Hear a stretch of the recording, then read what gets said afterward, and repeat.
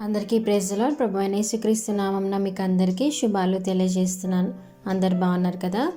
ఈరోజు వాగ్దానము సామెతలు 4వ అధ్యాయము 18వ వచనము. వేకువ వెలుగు తేజరిల్లునట్లు నీతిమంతుల మార్గము అంతకంతకు తేజరిల్లును. ఆమెన్. ఈ వాగ్దానాన్ని మీరు మీ జీవితాల్లో క్లెయిమ్ చేసుకోవాలనుకుంటున్నారా? వేకువ వెలుగు తేజరిల్లినట్లు మీ మార్గంలో ఆ విధంగా ఉండాలని చెప్పి మీరు అనుకుంటున్నారా?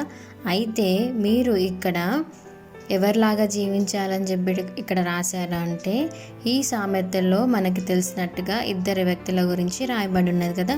ఒకరు భక్తిహీనులు, ఇంకొకరు నీతిమంతులు.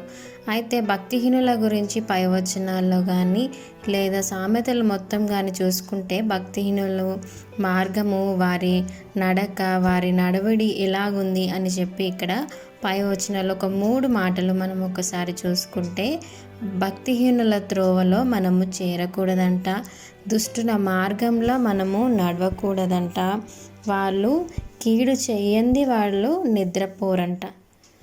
కాబట్టి వాళ్ళు నడిచే త్రోవలో వాళ్ళు ఏదైతే కీడు చేయాలని చెప్పి కోరుతున్నారో, వాళ్ళ జీవితం ఎలాగున్నదో వారి జీవిత ప్రకారం మనం నడవకుండా, మనము దేవునికి ఇష్టానుసారంగా మనం నీతిమంతులుగా మనం నడిస్తే, నీతిమంతులుగా దేవుని మాత్రమే అనుసరించి మనం నడిస్తే మనము నీతిమంతులం అని చెప్పి దేవుడు మనకి ఆ పేరు పెట్టిండు.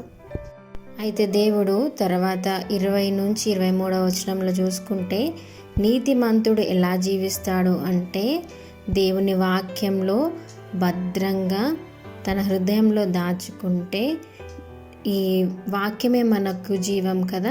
కాబట్టి ఈ జీవమైన వాక్యాన్ని మనం ఎప్పుడైతే తృప్తిగా భుజిస్తామో అప్పుడు మన ఎముకలకి ఆరోగ్యము, సర్వ శరీరానికి కూడా మనకి సత్తువ అనుగ్రహిస్తుంది అని చెప్పి దేవుడు ఇక్కడ మాట్లాడుతున్నాడు. కాబట్టి ఈ జీవం గల వాక్యాన్ని మనం ఎప్పుడైతే భద్రంగా కాపాడుకొని దుష్టుల మార్గంలో అంటే భక్తిహీనుల మార్గంలో మనం ఎప్పుడైతే ఉండమో, దేవుడు మనల్ని కూడా ఈరోజు నీతిమంతులుగా పిలుస్తున్నాడు.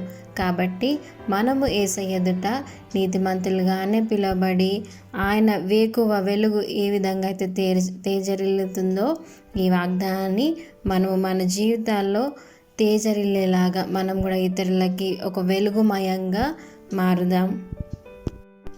అలా నడిస్తే మన మార్గాలు అంతకంతకు కూడా దేవుడు తేజరిల్ల చేస్తానని చెప్పి దేవుడు ఈరోజు మనతో వాగ్దానం చేస్తున్నాడు.